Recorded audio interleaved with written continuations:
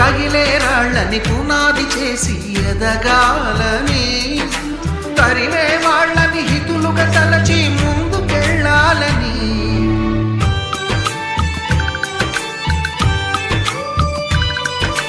కన్నుల నీటిని కలల సాగుకై వాడుకోవాలని, కాచే నిప్పుని ప్రమిదగా మలచి కాంతి పంచాలని, గుండెతో ధైర్యం చెప్పెను, చూపుతో మార్గం చెప్పెను, అడుగుతో గమ్యం చెప్పెను, నేనున్నానని నేనున్నానని, నీకేం కాదని, నిన్నటి రాతని మార్చేస్తానని.